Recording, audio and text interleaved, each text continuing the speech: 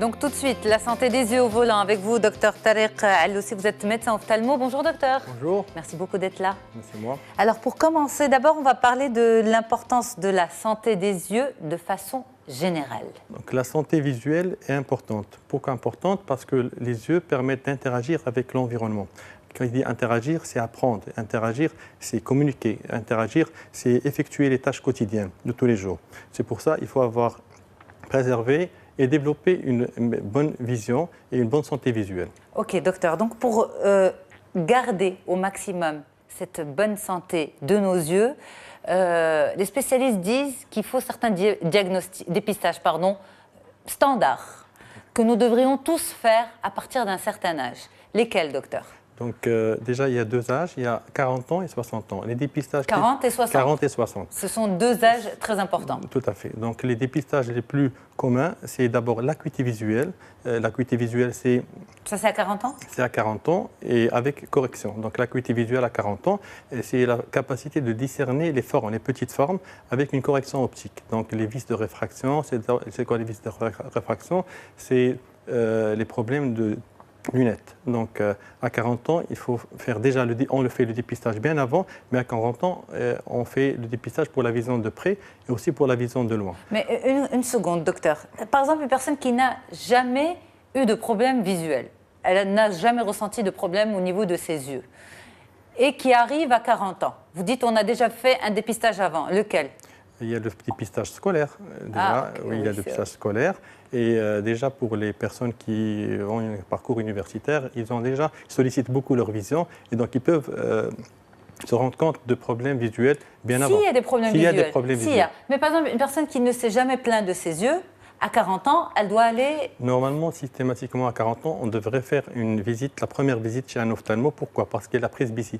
Parce que la presbytie, c'est quoi? C'est une diminution des performances visuelles de près. On n'arrive pas à bien lire. Voir de près. De près. Donc, ça, c'est, on va dire, quasi général. C'est quasi général. Et à cette occasion, on prend aussi la tension oculaire.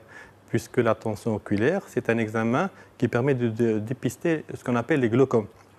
Ça peut arriver très tôt, un glaucome, à 40 ans? En général, ça peut arriver à 40 ans s'il y a un facteur de risque familial, c'est-à-dire si un des parents est porteur d'un glaucome. Donc, à 40 ans, ce qu'on vérifie, c'est la presbytie, à savoir la vision de près, et la tension oculaire. Tension oculaire, donc tension.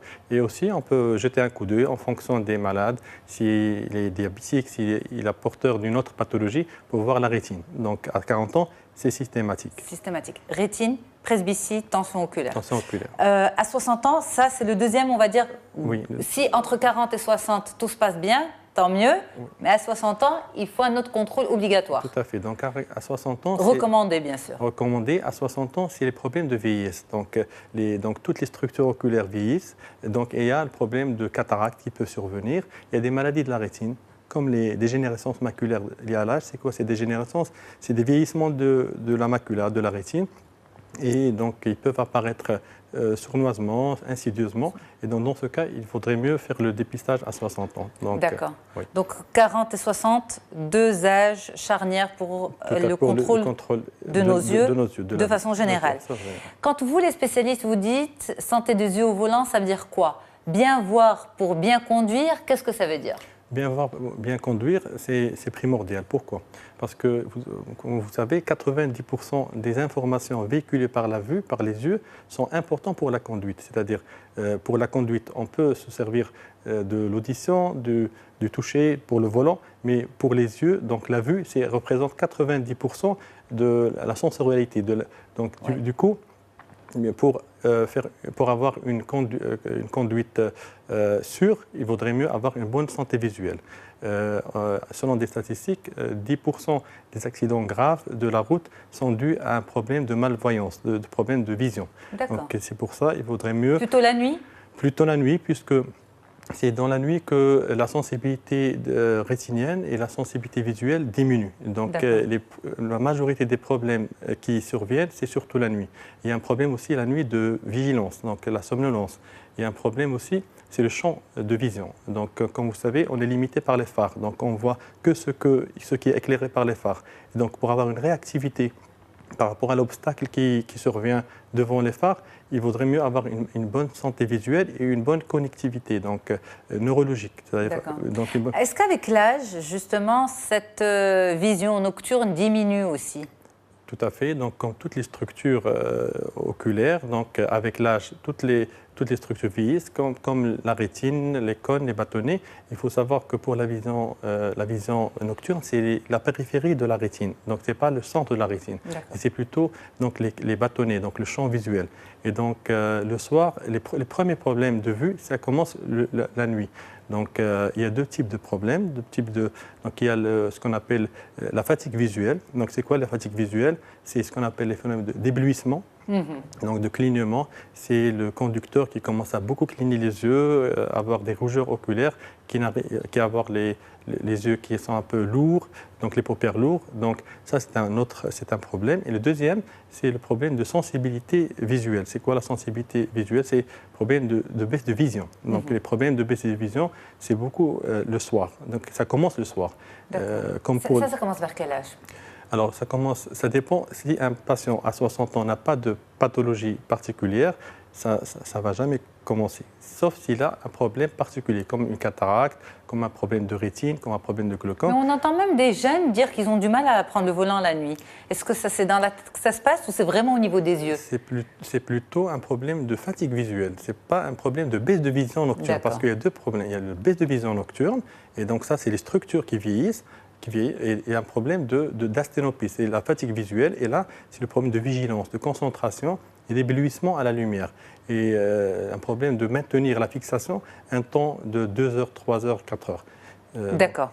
Alors, est-ce qu'il faut faire des examens particuliers ou d'abord, et ensuite on parlera des signes aussi à détecter par rapport à cette santé des yeux au volant, ce qui pourrait interpeller le conducteur sur sa santé visuelle?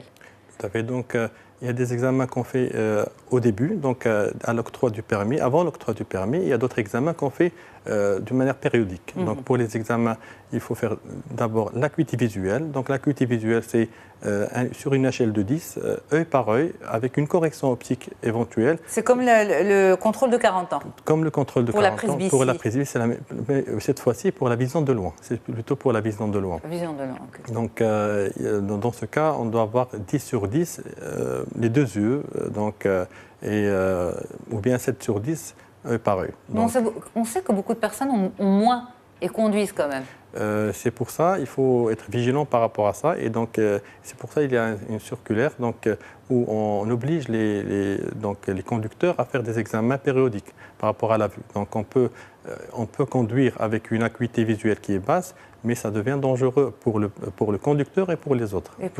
Donc ça, c'est d'une part. Et il y a aussi la tension oculaire, c'est le glaucome. Donc le glaucome, la particularité, c'est qu'on peut bien voir 10 sur 10 en étant glaucomateux. C'est-à-dire on peut avoir un champ visuel périphérique. C'est quoi le champ visuel? C'est l'espace. On n'arrive pas à voir l'espace périphérique. On ne voit que par le centre. Et donc, le centre est parfait? C'est parfait. Donc, il passe l'examen d'acuité visuelle. Il est normal, 10 sur 10. Il voit bien les formes. Donc, c'est ce qu'on appelle la partie centrale de la rétine.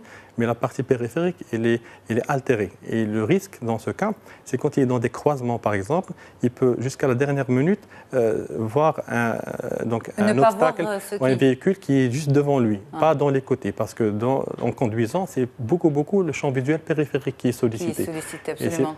Pour avoir la vigilance. La vigilance Mais pourquoi? Parce que les spécialistes ne font pas le contrôle nécessaire? Ou l'examen n'est pas obligatoire? Pour un patient qui se plaint de rien. C'est-à-dire il a une bonne acuité visuelle, il n'a pas de problème de baisse de vision, il est glaucomateux, il a un problème de champ visuel, c'est-à-dire un problème d'espace, et il continue sa vie sans faire un examen chez un ophtalmo. Parce que le glaucome ne fait pas parler de lui? Il est silencieux. C'est ça le danger de cette pathologie. Et donc, il n'atteint le centre qu'à la fin de la pathologie.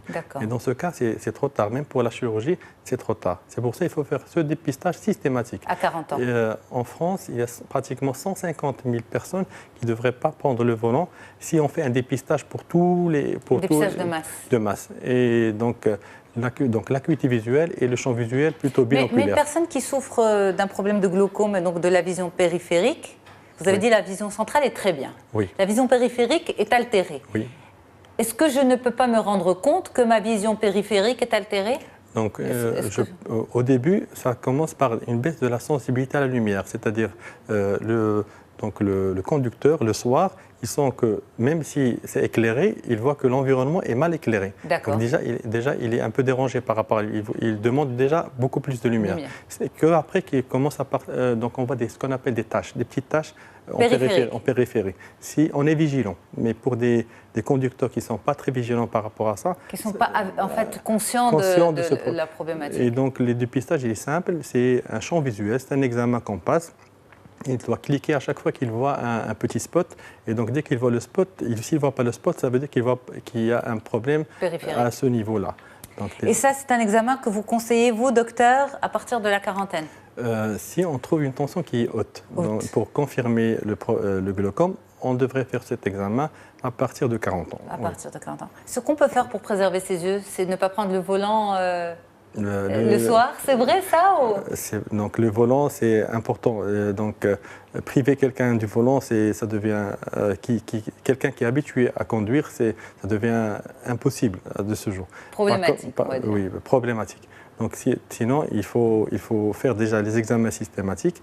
Il faut faire des pauses en conduisant le soir, des pauses tous les 2 heures, 3 heures, faire une petite pause de 10 minutes. Et évitez quand même le volant la nuit. Éviter si c'est possible, sinon Ça faire une fatigue les yeux correction optique avec des filtres sur les surfaces. D'accord. Pour mieux conduire le soir. Pour ne pas avoir l'éblouissement par rapport aux ultraviolets, par rapport à la lumière des phares. Des phares, ok. Merci pour ces conseils. Docteur Tariq El aussi, vous êtes médecin ophtalmo à Rabat. À bientôt. À bientôt. Merci beaucoup. Quant à moi, je vous remercie tous pour votre fidélité, bien sûr toute l'équipe qui m'accompagne partout à Rabat et à Tanger et à Abidjan aussi pour la réalisation et la diffusion de cette émission. Au revoir, à très très vite sur mediantv.com aussi. Au revoir.